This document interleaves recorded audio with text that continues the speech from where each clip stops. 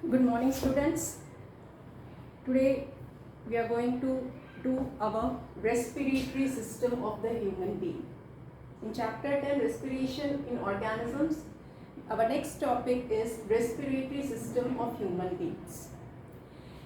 Respiratory system of human beings. In this, we are going to talk about our respiratory system and the different organs which are present in our respiratory system.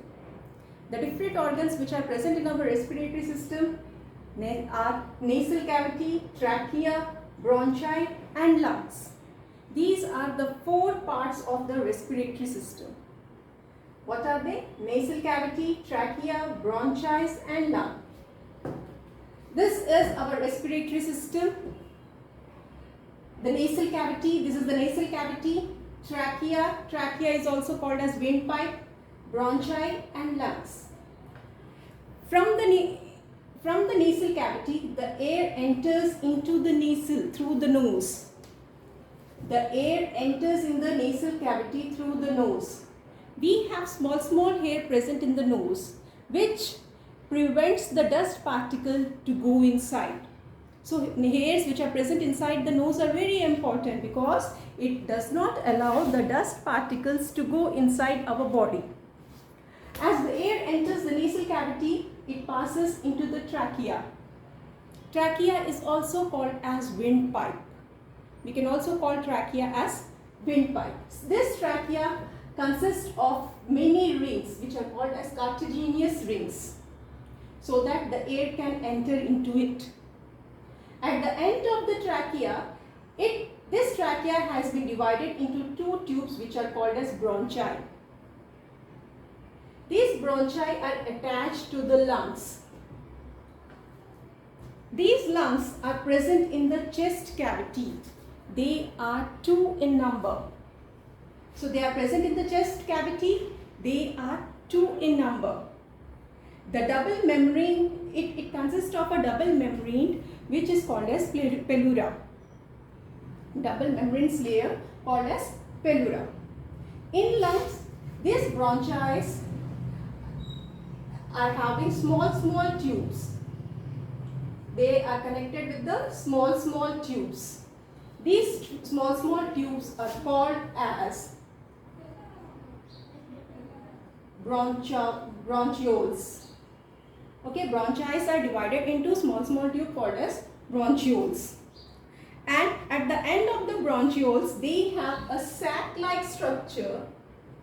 At the end of the bronchioles, they have a sac-like structures which are called as alveoli. The function of the alveoli is to give the oxygen to the bloods. Okay, these alveoli is surrounded by the blood capillaries. So our oxygen, when you take in the oxygen, when it goes inside the lungs, from the lungs it are taken up by the blood.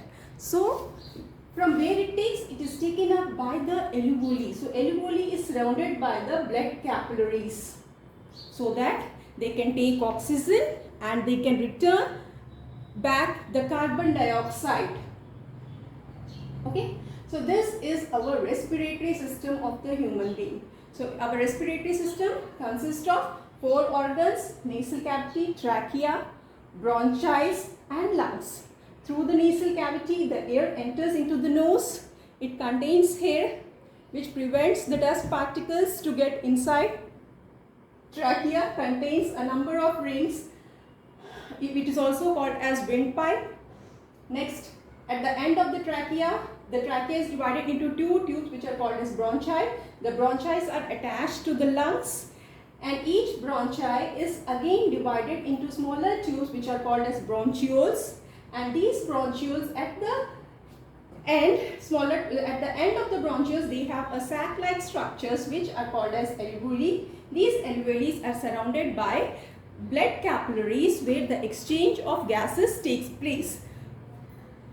So this is about the respiratory system of the human being.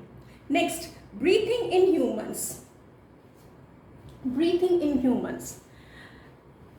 We take in oxygen and give out carbon dioxide. When we take in oxygen, that process is called as inhalation. And giving out of carbon dioxide, it is called as exhalation. So the inhalation and exhalation is called as breathing. We have discussed that breathing means taking in of oxygen and giving out of carbon dioxide.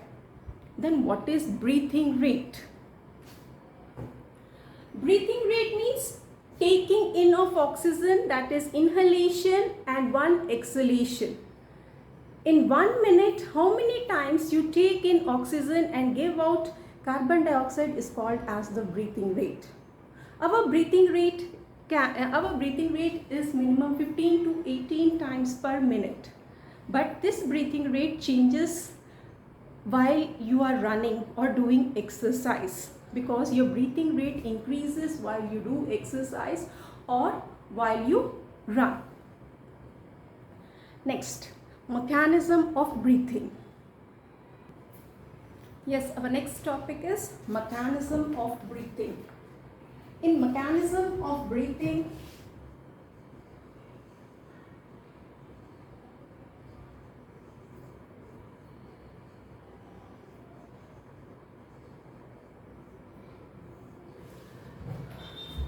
we know that we take in oxygen and we give out carbon dioxide. When we take in oxygen, what happens to the lungs? So that we are going to study in mechanism of breathing. During inhalation, inhalation means taking in of oxygen. It means that oxygen, the air enters into the lungs. What happens to the lungs? Our lungs are surrounded by the ribs. When you touch our lungs, you can feel the ribs. Okay, our lungs are surrounded by the ribs. So during inhalation, these ribs moves upward when you touch. When you're taking inside the oxygen, these ribs moves upward and outward. These ribs moves upward and outward. So a diaphragm is present at the bottom. Then this diaphragm will move downwards. So when you take in oxygen, our ribs will move upward and outward. It will come out and it will move just little bit up. Okay. Then what about diaphragm? Diaphragm will move little bit down. So the chest cavity increases. The chest cavity increases. Why? Because it is filled with the air. So what about the air pressure? Air pressure inside the lung decreases. The air pressure inside the lungs decreases, whereas atmospheric pressure outside will increase. As the air pressure is less inside, the atmospheric pressure should be more. Then only the air can enter into our lungs. So this is the process of inhalation. Then during exhalation, exhalation means giving out carbon dioxide. Then what will happen when you give out carbon dioxide? The ribs will move. In inhalation, the ribs have moved upward and outward.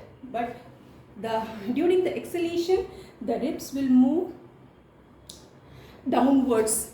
Okay, the ribs will move downwards and inward. Okay, it has to go down and inward. Okay. When it moves downward and inward, the size of the chest cavity will decrease. The chest cavity will decrease. The air pressure inside the lungs will increase because it has to go out. So air pressure will increase and the atmospheric pressure outside will decrease. And then the carbon dioxide moves out of the lungs. So that is exhalation. So this inhalation and exhalation comes under the mechanism of breathing. Once again, I am saying that when the air enters into the lungs, then these lungs are surrounded by the ribs. These ribs will move upward and outward. The diaphragm will move downwards. In the exhalation, the ribs will move inward and downward, whereas the diaphragm will come little bit up.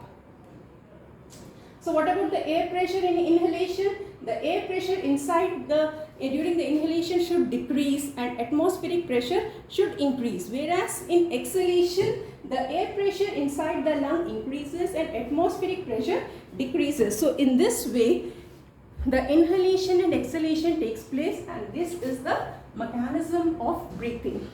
Our next topic is respiration in plants. Respiration in plants.